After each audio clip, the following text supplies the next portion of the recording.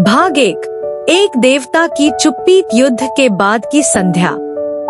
क्या कोई देवता भी थक सकता है? क्या कोई भगवान भी अकेला हो सकता है? महाभारत का युद्ध समाप्त हो चुका था। कुरुक्षेत्र की लाल धूल अब शांत हो चली थी। भीष्म बाणों की शैया पर निर्वाण पा चुके थे। अर्जुन ने गांडीव नीचे रख दिया था और युधिष्ठिर हस्तिनापुर के राज सिंहासन पर विराजमान हो चुके थे। पर एक मन, एक चेतना अब भी मौन थी। श्री कृष्ण वे वही थे जिन्होंने युद्ध से पहले अर्जुन को गीता सुनाई थी, जिनके शब्दों ने युगों का धर्म तय किया। पर अब वे चुप थे। न रथ था, न सुदर्शन चक्र, केवल मौन था जो भीतर की लहरों की तरह उमड़ता गहराता चला जाता था। श्रीमद् भागवत पुराण 11.30 में वर्णित है कि युद्ध के बाद कृष्ण द्वारका लौटे, पर वहां भी उन्हें शांति नहीं मिली। यदुवंश, जिनकी रक्षा उन्होंने जीवन भर की, अब अहंकार और मद में डूब गया था। स्वयं बलराम तक बदल चुके थे। कृष्ण, जो युद्ध में नीति के प्रतीक बने थे, अब उसी नीति के परिणामों को देख रहे थे और मौन सह रहे थे। द्वारका, वह नगर जो स्वयं समुद्र की लहरों से खेलता था, अब अनिष्ट के संकेतों से घिरने लगा था। नक्षत्रों की गति बदल रही थी। आकाश में चिड़ियों का कलरव रुक गया था और नगर में कलह की चिंगारियां सुलगने लगी थी। एक रात कृष्ण समुद्र तट पर बैठे थे। दूर क्षितिज पर चंद्रमा थक चुका था और लहरें निरंतर उनके चरणों को छू रही थी, जैसे कोई पुरानी स्मृति लौट रही हो। वहीं उन्होंने एक श्लोक का स्मरण किया। कालः कालो भवेत् साक्षान्यन्ता प्राकृतं जगत्। श्रीमद् भागवत 11.30.11। काल ही स्वयं परम तत्व है जो इस संपूर्ण सृष्टि को नियंत्रित करता है। उस क्षण कृष्ण को ज्ञात था, उनका समय भी अब पूर्ण हो रहा है। अब न वे गीता बोलेंगे, न रथ चलाएंगे। अब वे स्वयं एक लीला के अंत की ओर बढ़ रहे थे। शायद यही वह कृष्ण थे जिनकी कथा हम नहीं सुनते, एकांत में बैठे हुए, सब कुछ जानकर भी शांत। भाग 2, श्राप और सहार। यदुवंश का पतन। यदुवंश, जो कभी गौरव और शक्ति का प्रतीक था, अब अपने विनाश की ओर बढ़ रहा था। द्वारका के महल अब भी चमकते थे, लेकिन दीवारों के पीछे रिश्ते टूटने लगे थे। जहां एक समय भाईचारे की हंसी गूंजती थी, वहां अब क्रोध और घृणा का सन्नाटा पसरा था। एक दिन द्वारका के युवराजों ने मजाक में महर्षि विश्वामित्र, वशिष्ठ और नारद जैसे ऋषियों के साथ अनादर किया। वे एक नकली गर्भवती औरत को लेकर आए और बोले, हे ऋषिगण, बताइए, यह बालक होगा या कन्या? ऋषियों ने देखा, यह अपमान नहीं था, यह अहंकार था। उनकी दृष्टि गंभीर हो गई। उन्होंने शाप दिया, उत्पत्स्यते भवान मूलो यदुना कुलनाशना। भागवत पुराण 11 जनवरी 2006। इस गर्भ से जो जन्म लेगा, वही यदुवंश के विनाश का कारण बनेगा। उस स्त्री के गर्भ से लोहे की एक गदा निकली। उसे समुद्र में फेंक दिया गया, पर नियति ने अपना निर्णय ले लिया था। समुद्र की लहरों ने उस लोहे को नहीं निगला। वह तिनकों में बदल गया और उन्हीं तिनकों से वह वन उगा, जहां यदुवंशियों ने एक दिन एक दूसरे का वध किया। कृष्ण सब देख रहे थे। वे कुछ नहीं बोले, क्योंकि वे जानते थे यह सब नियति है। जो बोया गया था अब फलित हो रहा था। बलराम, जिनकी शक्ति कभी समुद्र को भी कंपा देती थी, अब मौन हो गए। वे तट पर जाकर ध्यानस्थ हो गए। कहते हैं, उसी तट पर उन्होंने अपनी प्राणवायु एक शेषनाग के रूप में त्याग दी। और कृष्ण, वे भी द्वारका के बाहर निकल पड़े, एक वन की ओर, अकेले। उन्होंने अपना दैवी रूप छोड़ दिया था। अब वे थे केवल वासुदेव, एक थका हुआ, उदास पुरुष। इसी समय एक शिकारी जरा ने उन्हें देखा। उनकी जंघा हिरण के समान प्रतीत हुई। उसने तीर चलाया। तीर लगा। कृष्ण मुस्कुराए। उन्होंने अपनी आंखें बंद की और बोले, स्वधर्मे निधनं श्रेयः परधर्मो भयावह। भगवद गीता 3.35। भाग 3। जब समुद्र ने द्वारका को निगल लिया। वासुदेव कृष्ण अब शरीर छोड़ चुके थे। समस्त देवताओं, ऋषियों और योगियों को यह ज्ञात हो चुका था, युग का अंत समीप है। लेकिन द्वारका, वह नगरी जो स्वयं समुद्र से रची गई थी, अब अनाथ हो चुकी थी। द्वारका, जहाँ कभी हरि के चरण पड़े थे, जहाँ रुक्मिणी, सत्यभामा, जाम्बवती जैसी रानियां गंधर्व संगीत में लयबद्ध होती थी, जहाँ नगाड़ों की गूंज में धर्म और नीति की जय बोली जाती थी, अब वह नगरी मौन थी। महर्षि वेदव्यास ने भविष्यवाणी की थी, द्वारवत्या च नगरी समुत्थाय जलम विशत। महाभारत मौसला पर्व। वह दिव्य द्वारका नगरी स्वयं समुद्र की गोद में समा जाएगी। और ऐसा ही हुआ। एक सुबह जब कृष्ण के बिना पहली किरणें द्वारका की दीवारों पर पड़ी, आकाश काला पड़ गया। समुद्र अशांत हो गया। तरंगें, जो कभी कृष्ण के चरणों से खेलने आती थी, अब विकराल हो गई। लहरें बढ़ी, महलों को पार करती हुई। गुंबद गिरे, मीनारे कांपी। लोग भागे, पर दिशा न थी, आश्रय न था। रुक्मिणी ने मंदिर में बैठकर कृष्ण का ध्यान किया और शांति से आंखें मूंद ली। सत्यभामा ने समुद्र की ओर देखा और मुस्कुरा दी, जैसे कह रही हूँ, प्रभु जहाँ है वही स्वर्ग है। और फिर द्वारका, जो भगवान विष्णु की लीला भूमि थी, जल में समा गई। कुछ कहते हैं वह आज भी समुद्र के गर्भ में सुरक्षित है। हर साल गोमती के तट पर उठती एक रहस्यमयी लहर मानो उस खोई नगरी की याद दिलाती है। समुद्र के गर्भ में छुपी वह दिव्यता, वो मूर्तियां, वो कलश, वो शंख, सब कुछ आज भी समय के पार जीवित है। कालः क्रीडति गच्छति। समय खेलता है और आगे बढ़ता है। भाग 4। जब अर्जुन भी असहाय हो गया। जब समुद्र ने द्वारका को निगल लिया और श्री कृष्ण ब्रह्मा में विलीन हो गए, तब एकमात्र आशा की लौ थी पार्थ, अर्जुन। वह अर्जुन जिसने महाभारत में अकेले महारथियों की सेनाओं को झुका दिया था, अब द्वारका की बचे खुचे लोगों को लेकर हस्तिनापुर की ओर निकल पड़ा। उनके साथ थी कृष्ण की रानियां, वृद्ध जन, बच्चे और कुछ बची खुची संपत्ति।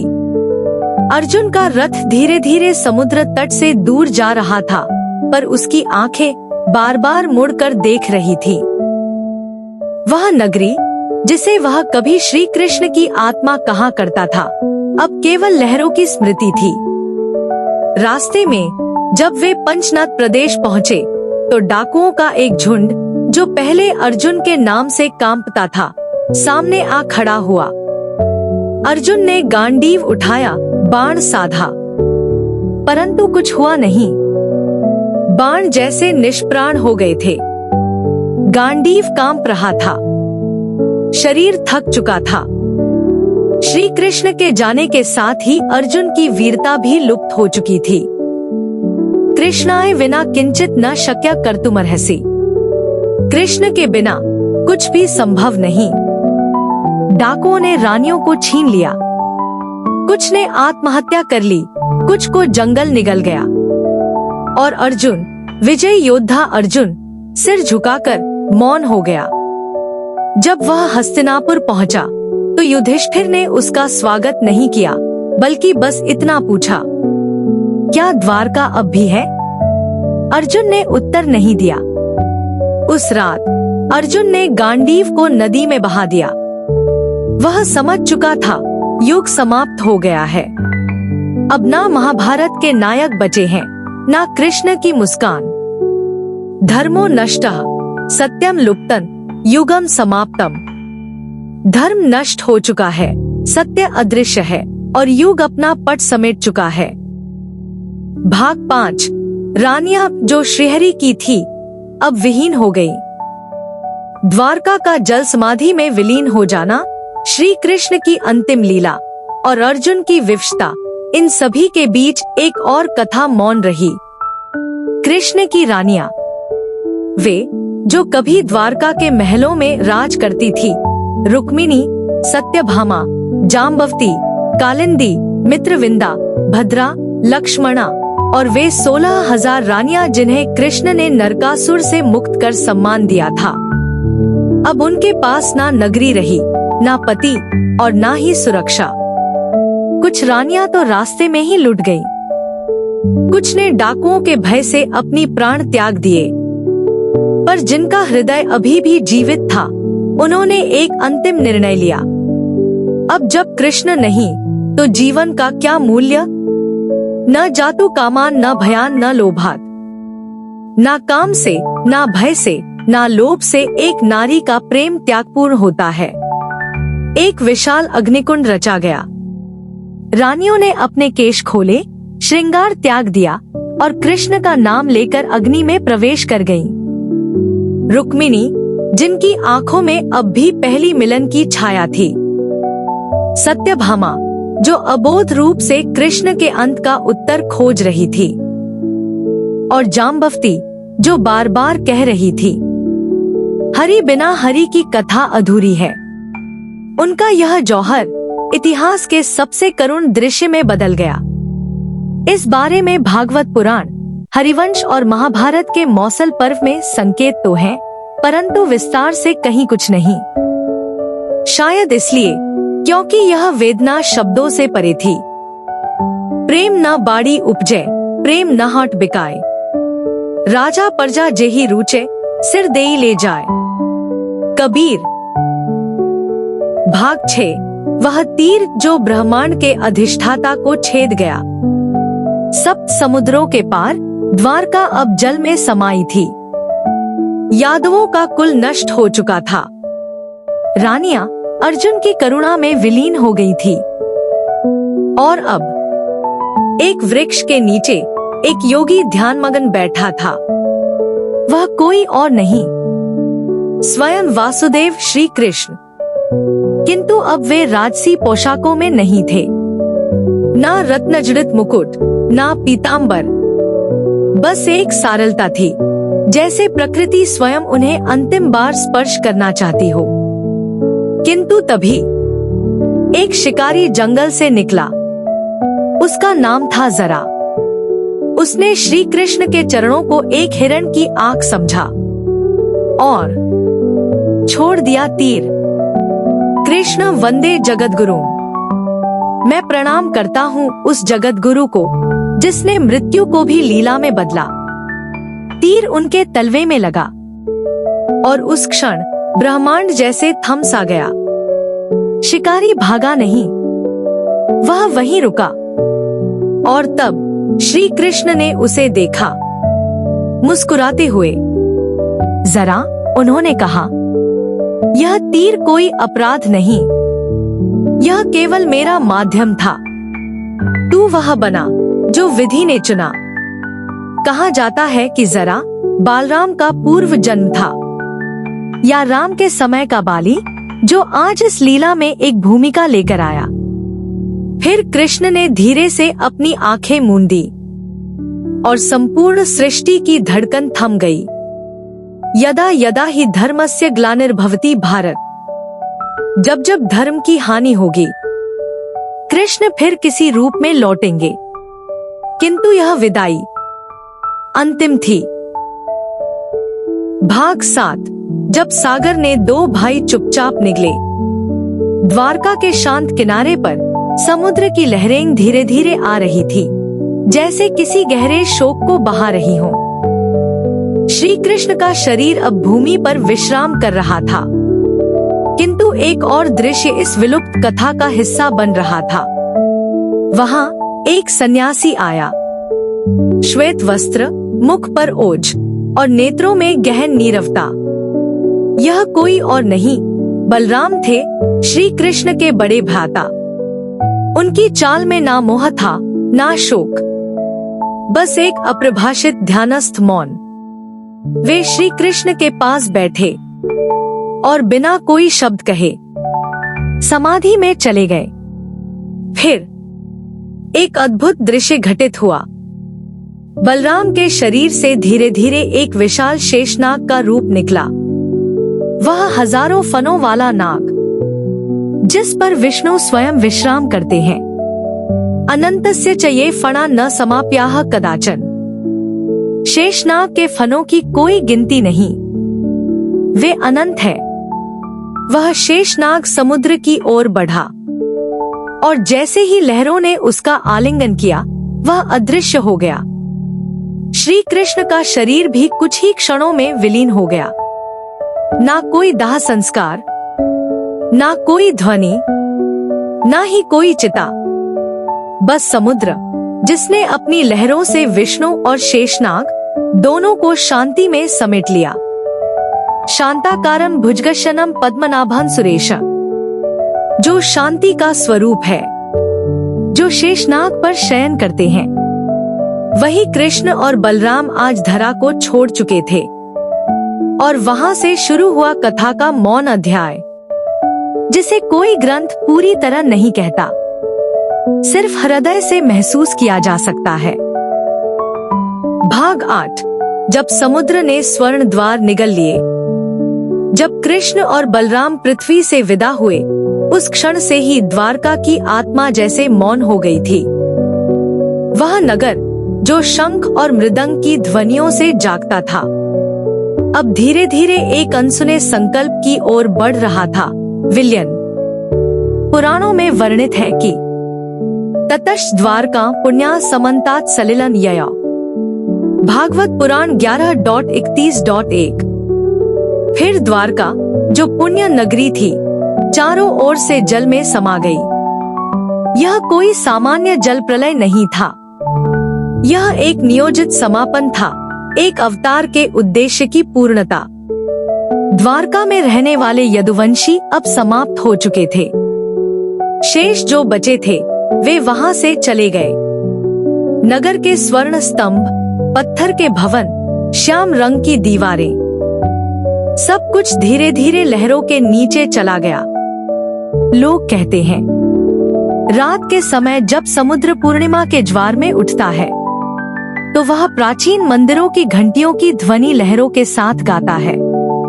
जैसे द्वारका अभी भी वही हो, बस हमारी आंखों से ओझल। द्वारकानगरी यथा स्वप्नवत समापिता।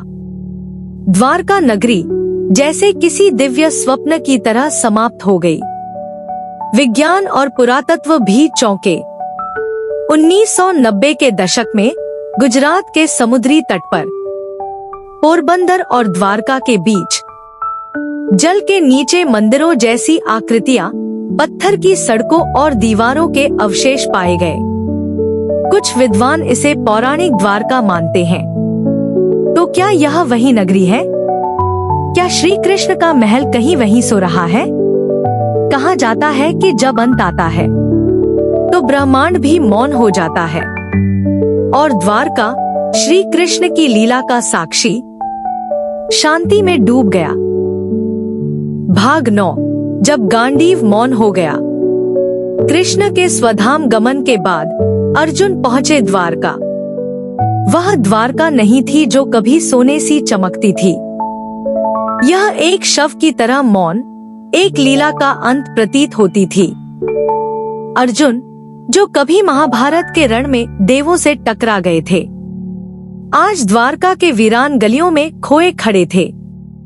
उन्होंने देखा टूटे स्तंभ, खाली महल और समुद्र की लहरें जो हर निशान मिटा रही थी।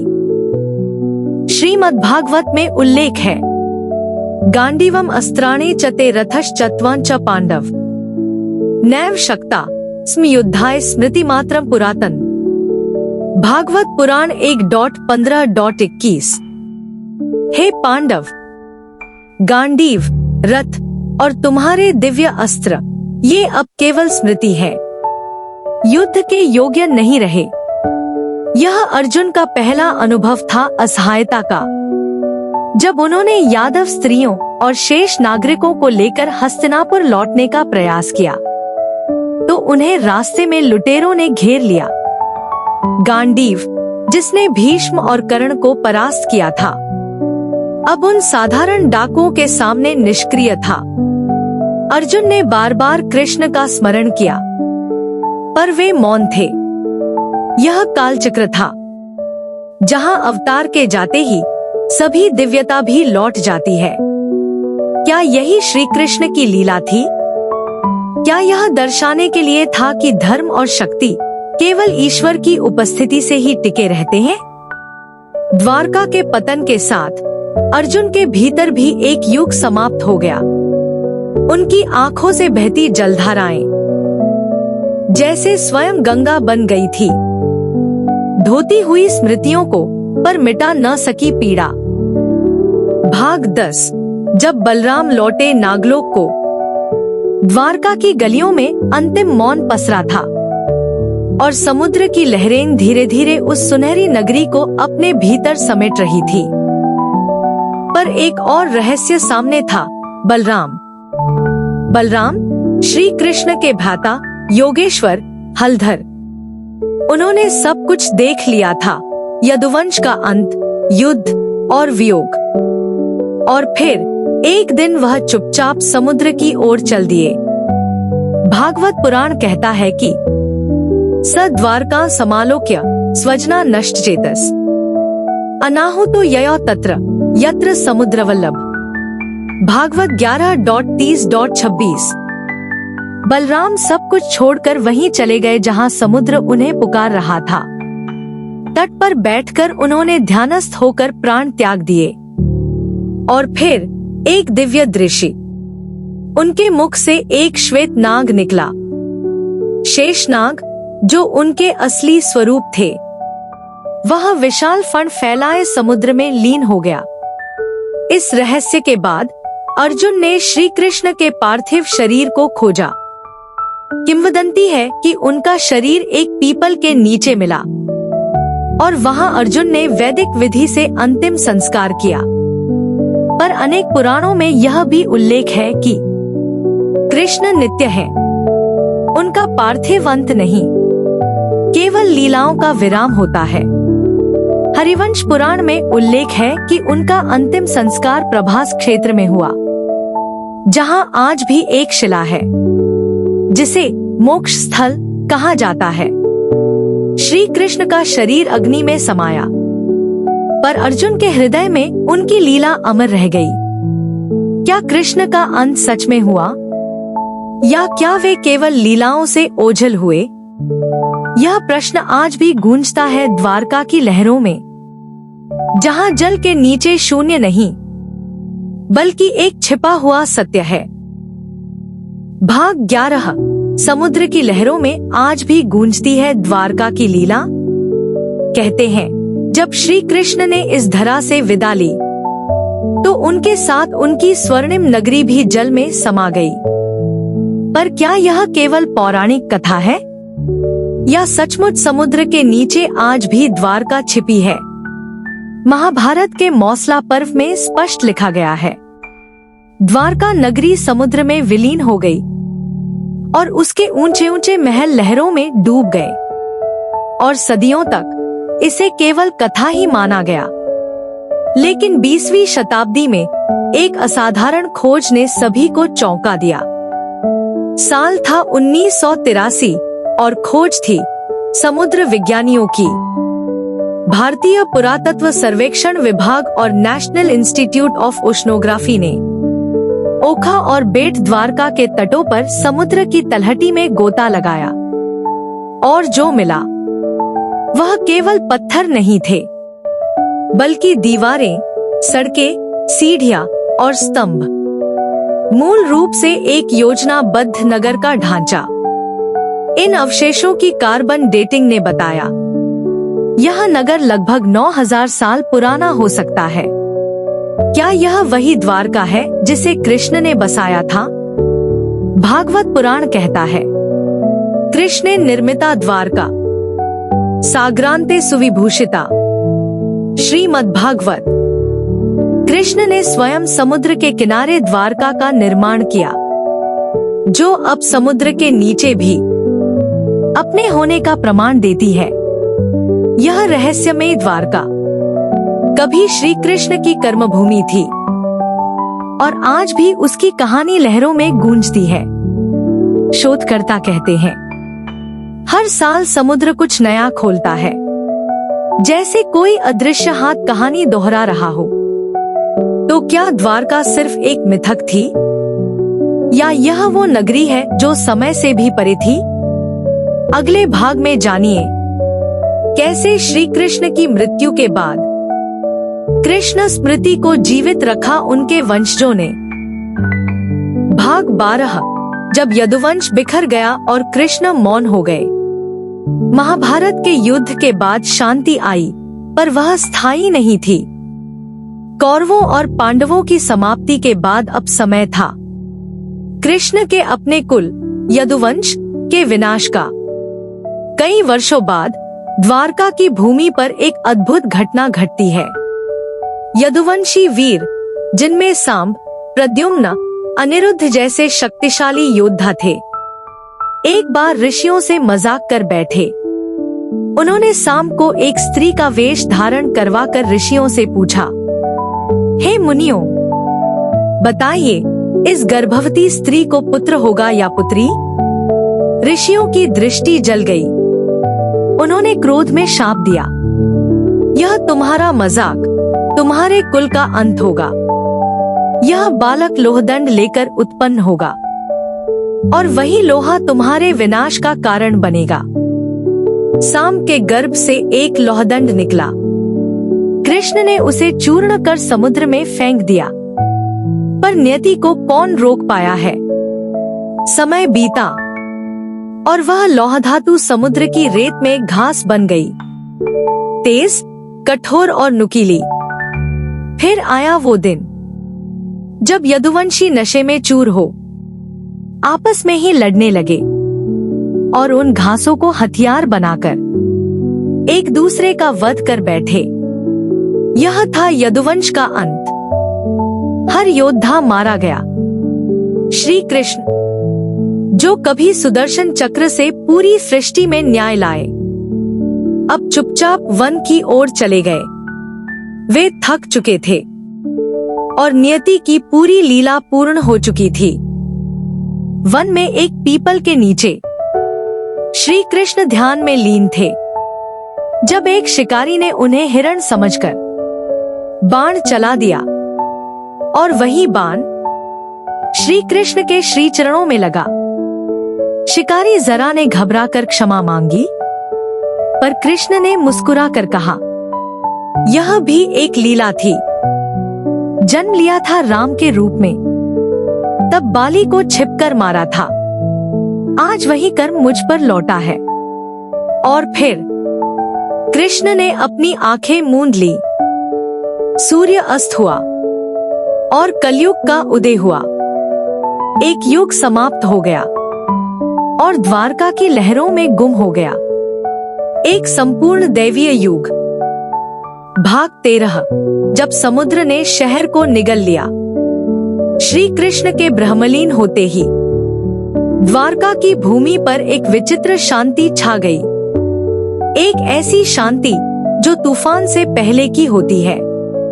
देवताओं के नगर को अब समुद्र की गहराइयां पुकार रही थी। श्री कृष्ण ने अपने प्रस्थान से पहले अरुणा पर्वत के किनारे एक शिला पर बैठ दरबारियों को अंतिम आदेश दिया था। द्वारका अब अधिक समय तक नहीं रहेगी। जो भी जीवित है वे इस नगरी को छोड़ दें, हिमालय की ओर चलें, सत्य की ओर चलें। और फिर एक शाम जब सूर्य लाल था और आकाश धुंधला, समुद्र ने अपना वचन निभाया। शांत लहरें धीरे धीरे भयंकर गर्जना में बदल गईं। सिंधु ने उफान मारा मंदिर, महल, राजपथ जो कभी विश्व की गौरवशाली नगरी थे, अब जल की परतों में समा रहे थे। व्यास जी ने लिखा था, यदा यदा विनाश द्वारवत्याः भविष्यति तदा सागरस्तत्र प्रविश्येत् सुदर्शनम। भावार्थ, जब द्वारका का अंत निकट होगा, सागर स्वयं वहां प्रवेश करेगा और सब ले जाएगा। और ठीक वही हुआ। राजसी भवनों के कलश, कंगूरों से झांकती दीपमालाएं, रत्नों से जड़े सिंहासन, सब कुछ जल में डूब गया। यह कोई कल्पना नहीं।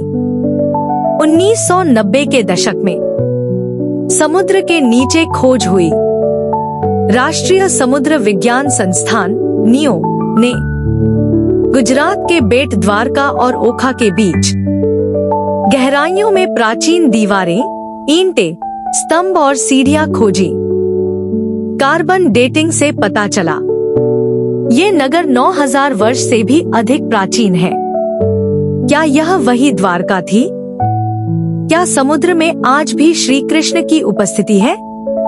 कुछ गोताखोरों का कहना है, हमने जब नीचे देखा तो ऐसा लगा जैसे कोई नगर सो रहा है, जैसे द्वारका नींद में खोई एक स्मृति बन चुकी है, कृष्ण की यादों की तरह, जो स्पष्ट भी है और धुंधली भी। भाग 14, समुद्र के शिवालय में कृष्ण की स्मृति। जब पूरा नगर जल में समा गया, तब भी एक स्थान था जो डूबा नहीं, जो आज भी अडिग खड़ा है। द्वारकाधीश मंदिर, गुजरात के पश्चिमी तट पर स्थित गोमती नदी के मुहाने पर समुद्र से घिरा यह मंदिर आज भी श्री कृष्ण की अमिट उपस्थिति का प्रतीक है। पौराणिक मान्यता कहती है कि यह मंदिर मूलतः वज्रनाभ ने बनवाया था, श्री कृष्ण के परपोते, जिन्होंने अपने पितामह की स्मृति में यह भव्य मंदिर खड़ा किया।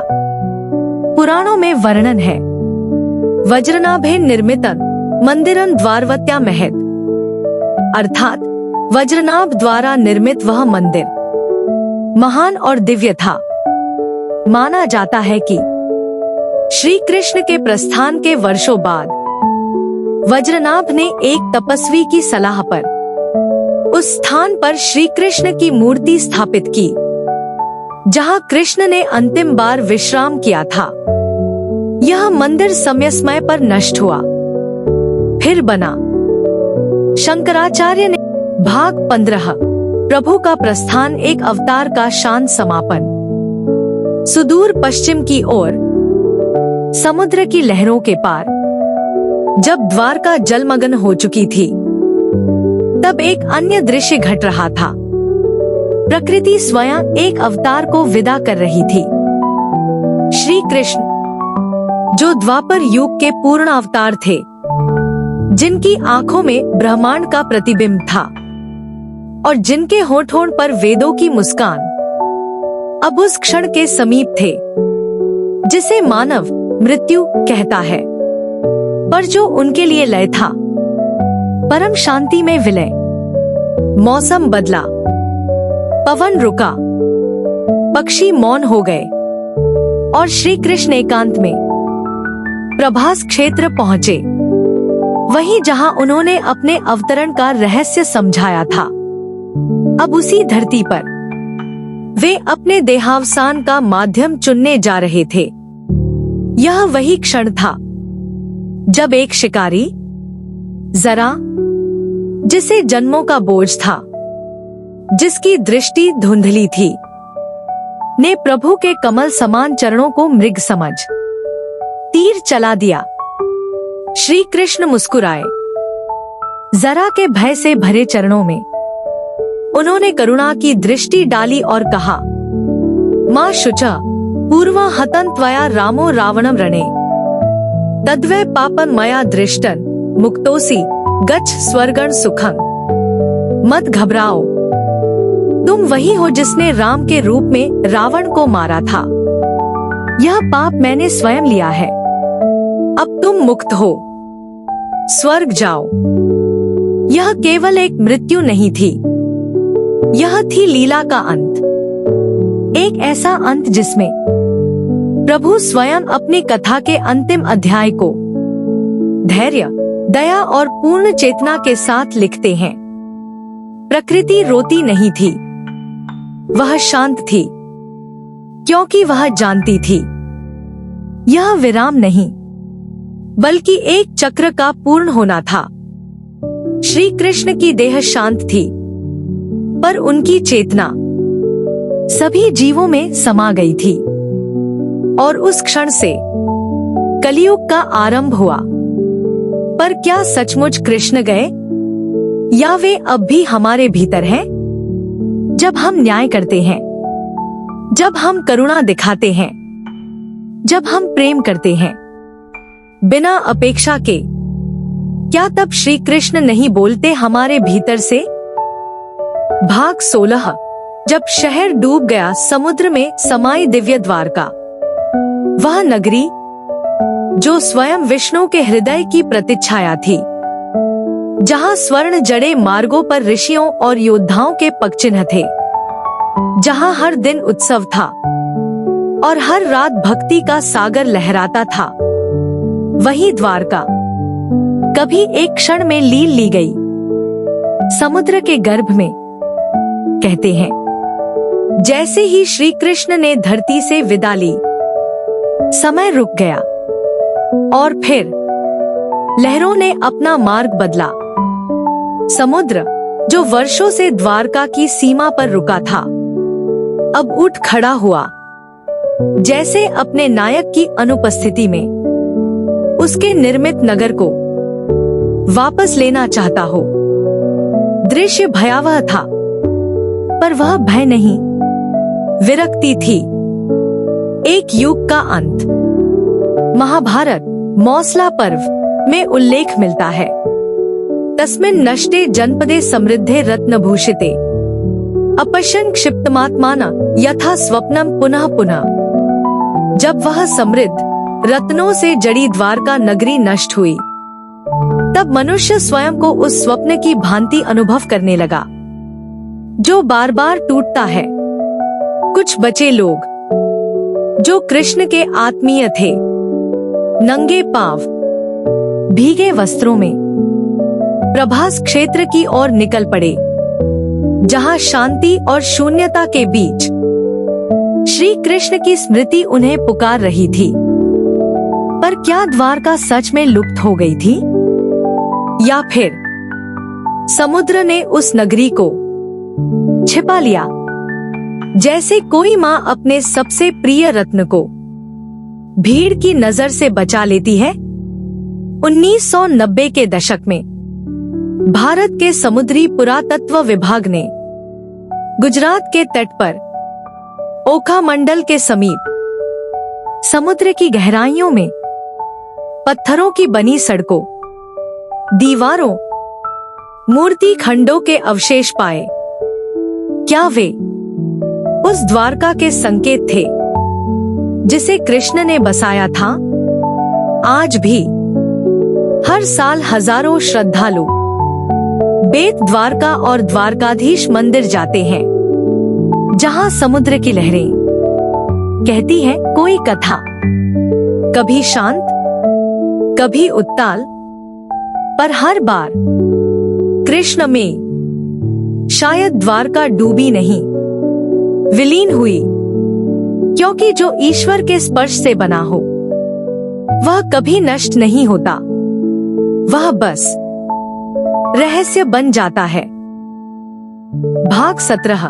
रथ पर आरूढ़ देवता जब भगवान स्वयं निकलते हैं नगर भ्रमण पर, कभी सोचा है क्यों एक दिन हर वर्ष स्वयं भगवान रथ पर बैठकर सड़क की धूल छूते हैं? क्यों मंदिर के गर्भगृह की असीम शांति को छोड़ वे शहर की गलियों से गुजरते हैं मानवों की तरह? यह है रथ यात्रा, एक परंपरा नहीं, एक अलौकिक लीला, जहां देव स्वयं भक्त बन जाते हैं। पुरी की रथ यात्रा भारत की सबसे प्राचीन और रहस्यमय यात्राओं में से एक, जहां जगन्नाथ, बलभद्र और सुभद्रा विशाल रथों पर बैठकर गुंडिचा मंदिर की ओर निकलते हैं, जैसे मां के मायके जा रहे हों। 3 रथ, 3 देवता, 3 रहस्य कहते हैं। इस दिन मंदिर के द्वार नहीं खुलते, क्योंकि भगवान मंदिर से बाहर होते हैं, और जब वे बाहर आते हैं, हजारों लाखों लोग उन्हें खींचते हैं, उनकी राह बनाते हैं, जैसे कोई घर का बेटा बहुत वर्षों बाद अपने गांव लौटा हो। स्कंद पुराण में लिखा है, रथस्थम देव देवेशं दृष्ट्वा पुण्यं लभेत नरः, जन्मांतर सहस्रेषु दुर्लभम फलम श्नुते। जो मनुष्य भगवान को रथ पर विराजमान देखता है, वह सहस्र जन्मों के पुण्य का फल उसी क्षण पा लेता है।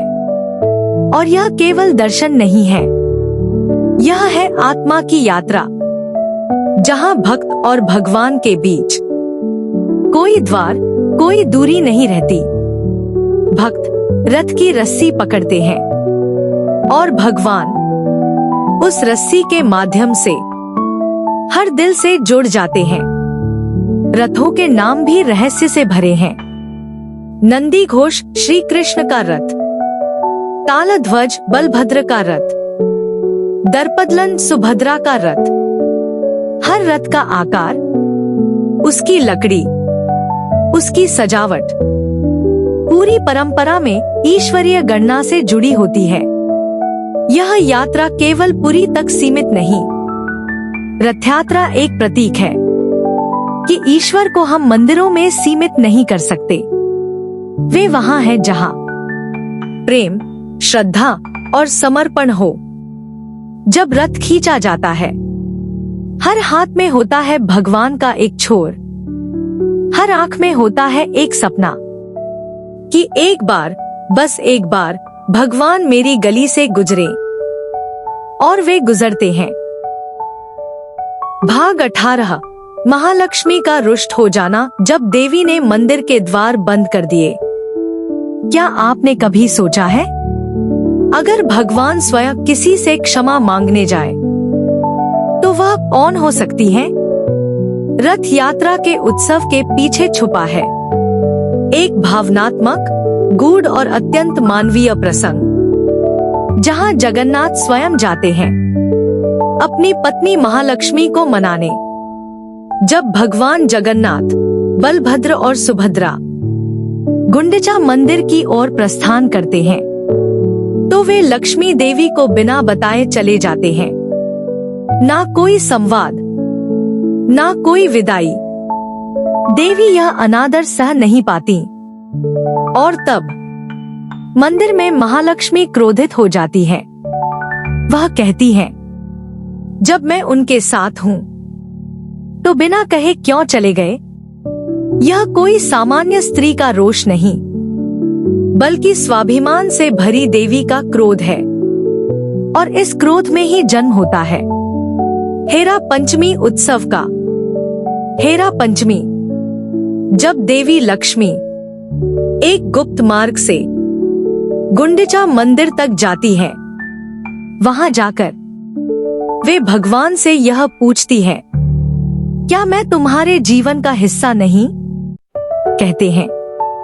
देवी लक्ष्मी मंदिर के दरवाजे पर पहुंचती है, जहां भगवान अंदर विश्राम कर रहे होते हैं, और फिर वह आदेश देती है, मंदिर के एक भाग को खंडित कर दिया जाए।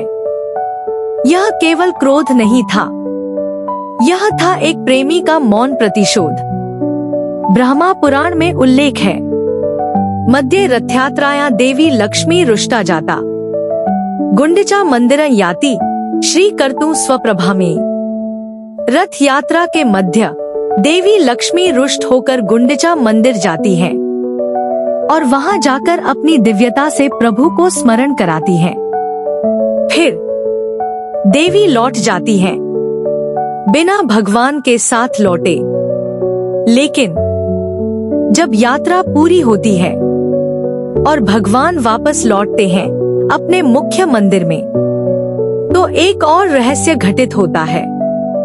मंदिर का द्वार बंद कर दिया जाता है। भीतर से देवी लक्ष्मी कहती है, जब मुझे साथ नहीं ले गए तो अब भीतर प्रवेश की अनुमति नहीं। भगवान बाहर प्रतीक्षा करते हैं। एक लीला जहां ईश्वर स्वयं प्रतीक्षा करते हैं अपनी देवी के द्वार पर। कहते हैं, जगन्नाथ एक अर्चना गीत गाते हैं देवी को मनाने के लिए। देवी धीरे से द्वार खोलती हैं और दोनों के बीच मौन में प्रेम बहता है। यह भाग केवल एक कहानी नहीं, यह हमें सिखाता है कि ईश्वर के संबंध भी प्रेम और आदर से ही पूर्ण होते हैं। भाग 19, गुंडिचा मंदिर, माँ का मायका और देवताओं की वापसी। क्या आपने कभी सुना है भगवान भी मायके जाते हैं? गुंडिचा मंदिर, जो भगवान जगन्नाथ, बलभद्र और सुभद्रा का रथ यात्रा के दौरान 7 दिनों का विश्राम स्थल होता है, उसे लोक में कहा जाता है माँ का मायका। लेकिन क्यों? गुंडिचा मंदिर पुरी के मुख्य श्री मंदिर से लगभग 3 किलोमीटर दूर स्थित है।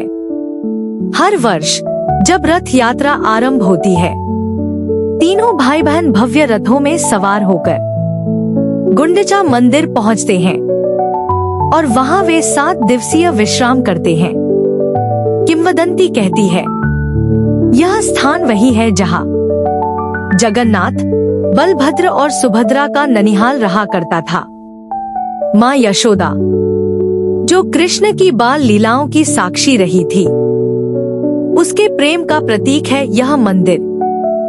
यहाँ पहुंचकर भगवान फिर से वृंदावन के बालक बन जाते हैं। गुंडिचा मंदिर को सौंदर्य और साधना का केंद्र माना गया है। यहाँ कोई स्थायी मूर्ति नहीं होती। यह केवल साल में एक बार जगन्नाथ और उनके सहचर के स्वागत में जागता है। शेष वर्ष यह मंदिर मौन रहता है, जैसे किसी माँ का घर जो केवल तभी खुलता है जब उसका बच्चा छुट्टियों में आता है। यहाँ भगवान केवल देव नहीं रहते, वे मानव से भी अधिक सजीव हो जाते हैं। वे सोते हैं, भोजन करते हैं और अपने अनुयायियों से मिलते हैं। यह स्थान केवल यात्रा का विराम नहीं, यह है ईश्वर और भक्त के बीच का सबसे अंतरंग मिलन। स्कंद पुराण में वर्णित है, गुंडिचा निकेतन श्री कृष्णस्य विश्राम गृह तत्र 7 दिनन वासन कुर्यात भक्त हिताय सदा। गुंडिचा वह स्थान है जहाँ श्री कृष्ण भक्तों के कल्याण हेतु 7 दिनों तक विश्राम करते हैं। यह 7 दिन रुकना एक संदेश है। ईश्वर कहीं जल्दी नहीं जाते, वह अपने भक्तों के संग ठहरते हैं, मुस्कुराते हैं, भावनाओं में भीगते हैं। गुंडिचा मंदिर के परिसर में रोज सुबह एक विशेष भोग तैयार होता है, जो माँ यशोदा के हाथों बने भोजन की याद दिलाता है। यहाँ की हवा में सिर्फ भक्ति नहीं, बल्कि वात्सल्य भी घुला होता है। रथ यात्रा के 7वें दिन जब लौटने का समय आता है, तो भगवान का रथ वापसी के लिए सजाया जाता है। लेकिन यह लौटना कोई उत्सव नहीं होता, यह होता है एक विदाई। जैसे कोई पुत्र माँ के घर से विदा ले रहा हो। भाग 20, समापन, जब देवता स्वप्न बन जाते हैं। रात्रि का अंतिम प्रहर, पूरी नगरी थम चुकी है, रथ यात्रा पूरी हो चुकी है। गुंडिचा मंदिर से लौटे भगवान अब अपने श्री मंदिर में फिर से विराजमान है। मगर यह वह क्षण है जब आकाश भी मौन हो जाता है। जब रात्रि की पूजा होती है तो मंदिर के पट बंद हो जाते हैं और अंदर जगन्नाथ, बलभद्र और सुभद्रा निःशब्द विश्राम करते हैं। यह विश्राम नहीं बल्कि एक संकेत है कि अब देवता धीरे धीरे स्वप्न की दुनिया में लौट रहे हैं। यह वही क्षण होता है जब भक्तों की आंखों से आंसू बहते हैं, क्योंकि वे जानते हैं अब कुछ दिनों तक भगवान से सीधी भेंट नहीं होगी। पुराणों में वर्णन है कि जगन्नाथ हर रात ध्यान में लीन हो जाते हैं और तब उनका मन द्वारका के उन्हीं गलियों में चला जाता है जहां कभी रुक्मिणी, सत्यभामा, बलराम और उनके प्रिय यदुवंशी रहते थे। शास्त्रों में एक गुप्त संकेत मिलता है कि रात्रि की पूजा के बाद भगवान अपने पुराने जीवन की यादों में खो जाते हैं। श्रीमद्भागवतम में उल्लेख है, यत्र योगीश्वरः कृष्णो यत्र पार्थो धनुर्धरः तत्र श्रीर्विजयो भूतिर्ध्रुवा नीतिर्मतिर्मम। जहाँ श्री कृष्ण है वहीं धर्म, विजय और शांति है। रात्रि की उस नीरवता में यही भाव लहराता है।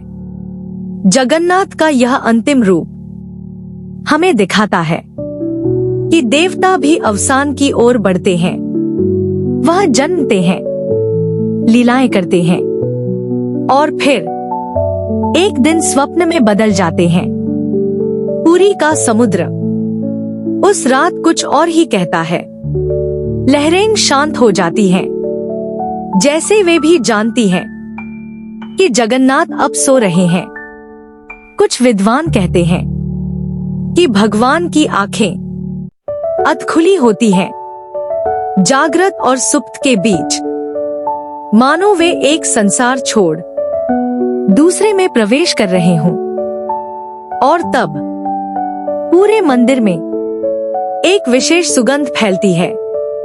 वह वृंदावन की रज का संकेत है या द्वारका की मिट्टी की स्मृति, या शायद कृष्ण के उसी संगीत की गूंज जो अब केवल हृदय में ही सुनाई देती है।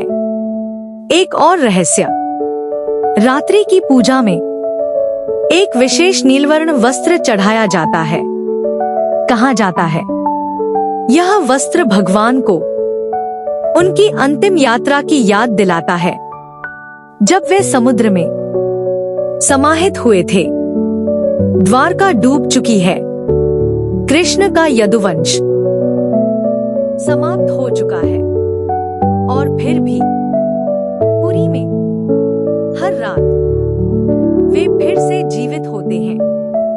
स्वप्न में, भक्ति में, नींद में। अंततः जब दीपक बुझते हैं, शंखों की आवाज थमती है और मंदिर की छत पर केवल चंद्रमा का प्रकाश रहता है, तब जगन्नाथ मौन में लीन हो जाते हैं। और तब हम समझते हैं ईश्वर कहीं बाहर नहीं, वह हमें नींद में मिलते हैं, स्वप्नों में मुस्कुराते हैं और हर रात्रि हमें यह स्मरण दिलाते हैं कि भक्ति कभी समाप्त नहीं होती। नहीं कल्याणकृत कश्चित दुर्गति तात गच्छति। जो शुभ कार्य करता है उसका पतन नहीं होता।